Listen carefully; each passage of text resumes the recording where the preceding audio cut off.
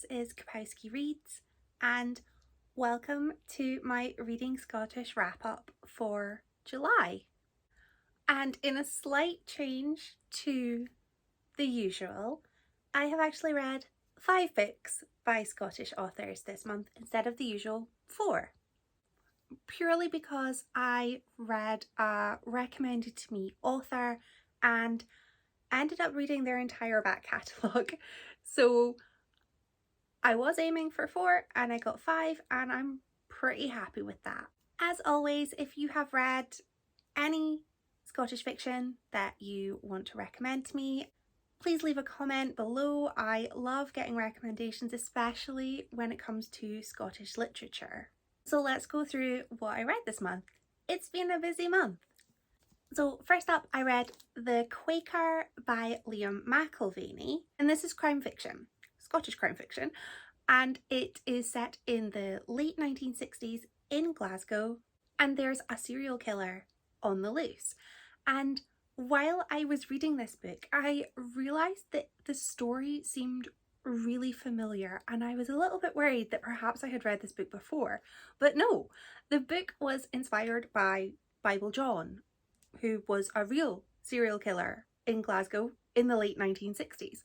And that's why the book felt familiar, because it was very similar to the real crimes.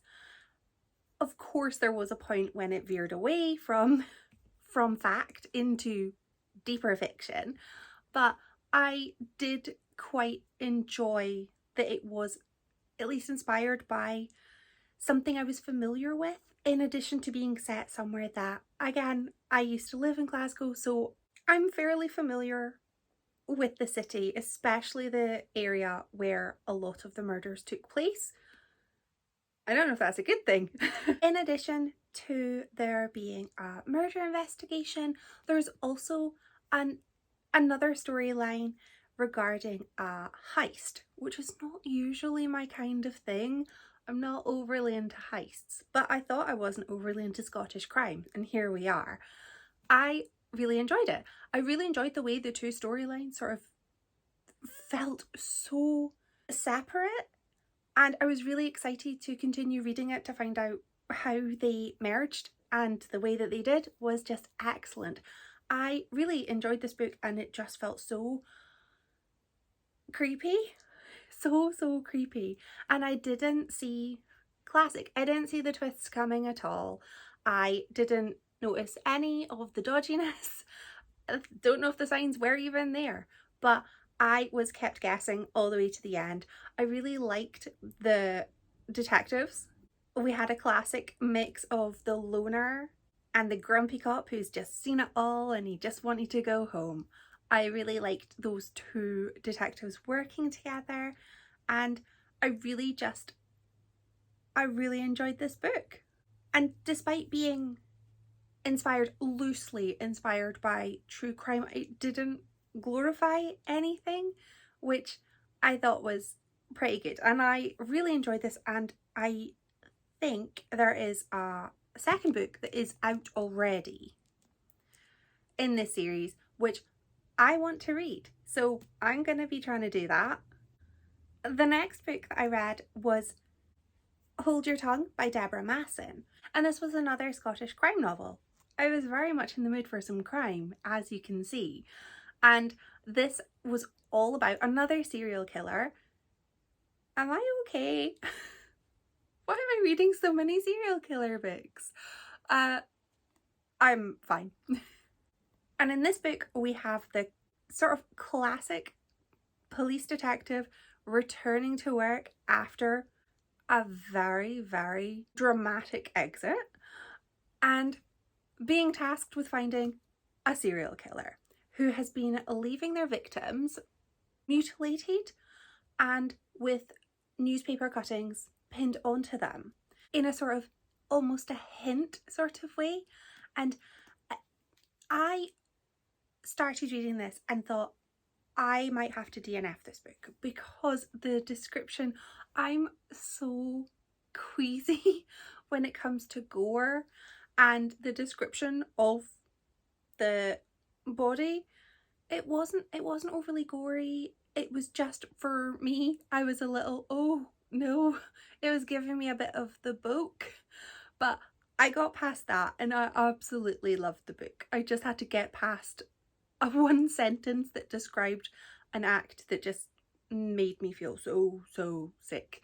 So there's that warning there if you're as much as a wuss as I am. But I really enjoyed this. This was set in Aberdeen, which is where I live, where I am right now, and I really loved the amount of locations that were familiar because it was set in current day, and I buy my vitamins in the shop where one of the victims worked. That was something that, it turns out, that was entertaining to me, but I really enjoyed this book. It kept me guessing throughout. I kept trying to work out what the links were between the victims, and I felt so smug. I felt smug because I worked it out just before the detective did, but also just after somebody else had. So I'm not as smart as that person, but I still really liked it. It felt like a puzzle of a book, trying to just put the pieces together to work out what on earth was going on and why somebody was doing these horrible acts and how they were picking their victims, because it just felt random. And I just loved the way that everything came together. It was also set during winter, and we have been having a horrible heat wave in Scotland. I hate the warm weather, and it was just really nice reading about Aberdeen in the winter in the snow. It made me long for slush. Although fortunately the warm weather seems to have gone, and I no longer need to read books set in winter. Again, this has a sequel, and I want to read that too. The author is actually going to be at the Central Library in Aberdeen in September or August. I don't know. I saw an advert for it today and it just reminded me that I like this book, like this author, and I want to go and see them. So I might be doing that if I can try and work the timings. The next 3 books that I read were all by Elle McNicoll, and this author was recommended to me in the comments a few wrap-ups ago, and one of my friends has also read one of their books and wanted to talk about it. So I read 3 books by Elle McNicoll. I read Kind of Spark, Show Me Who You Are, and Like a Charm. And these were all middle grade books.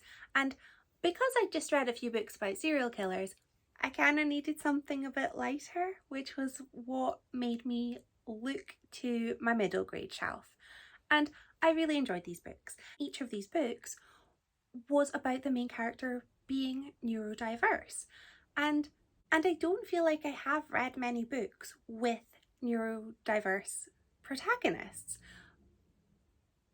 So for me, it was very interesting, and I found that to be very informative because my friend actually said that she wondered if the books almost over-explained neurodiversity, and I don't know if I agree. I felt like I got a lot out of these books in addition to amazing stories, which were just so fun. I really enjoyed these books. So Like a Spark is all about a young girl who is in Edinburgh and has been learning about the witch trials, and she sort of relates to the victims of the witch trials. And it was just an absolutely lovely story with beautiful sibling relationship and a horrible teacher that I just wanted horrible things to happen to. So that's the thing about reading middle grade books, is as an adult, is that you get so angry at the adult villains because you just think you should know better. And I know that that's the whole point in a middle grade, that the villain usually is an adult, an authority figure, but it was very different reading that as an adult. But it was fun, had a lovely ending, which made my heart so happy. Show Us Who You Are was a really excellent sci-fi story. with an amazing friendship. I loved Adrian, who was not even the main character, but I loved him. And it was an amazing friendship, and also tackled some really tough topics about ethics. It dealt with an organization who created holograms of people and basically allowed, or was going to be allowing, people to talk to holograms of people who could save their image, their likeness, their personality, celebrities. It was such an interesting concept. And I know it was a middle grade book, but I think that that whole concept could definitely be written for an adult audience as well. I mean, saying that, I'm an adult and I read middle grade, so I read it. But it was definitely a topic that I would love to read more about. So I will probably look up a bit more sci-fi. I do love sci-fi. Again, I cried at this book too. Did I mention I cried at the last book?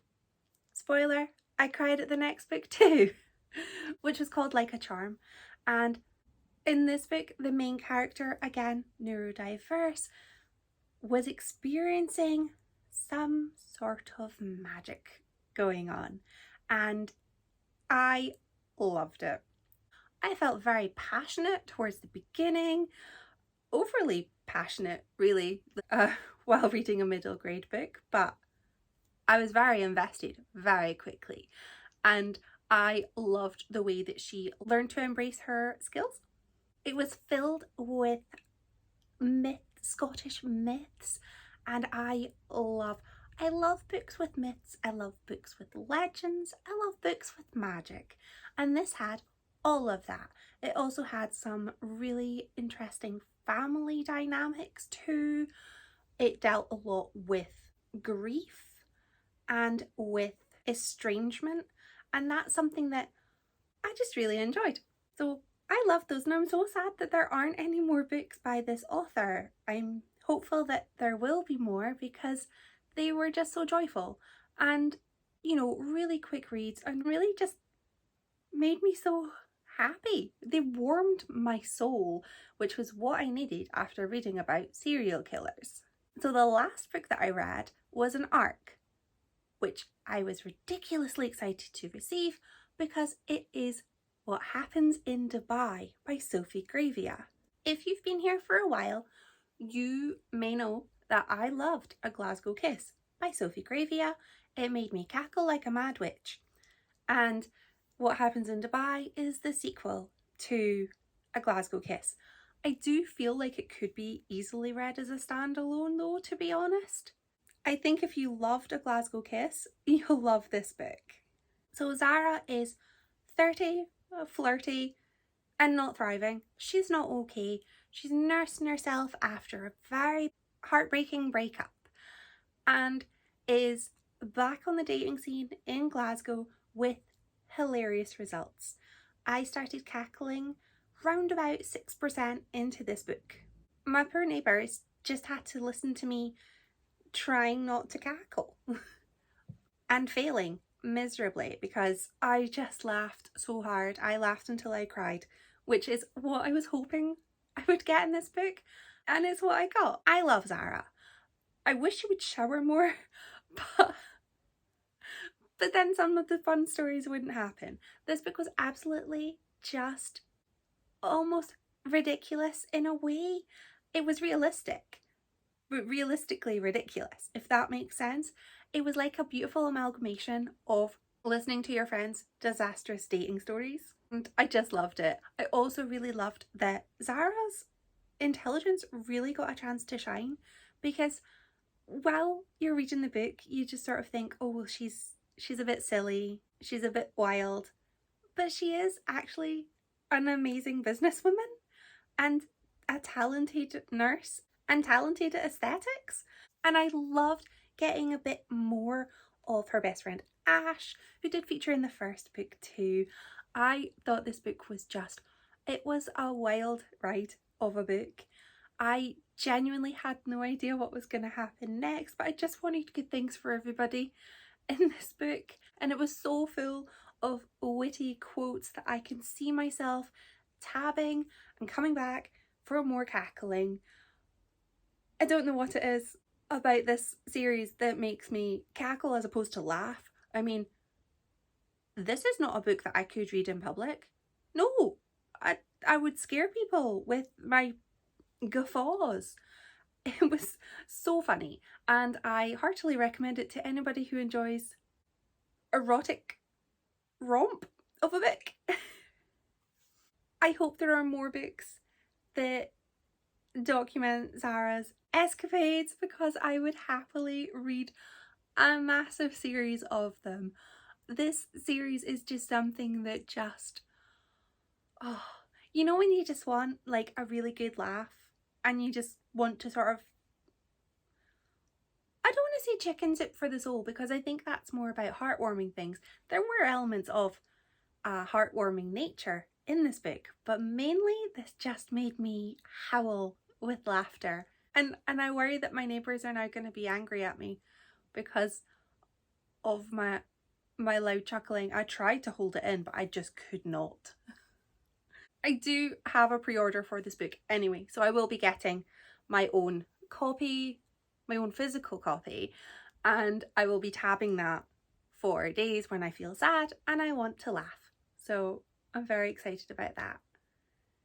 So I think this is potentially the biggest mix of Scottish fiction that I've had in a month. I've had 2 crime, 3 middle grade, and 1 smut.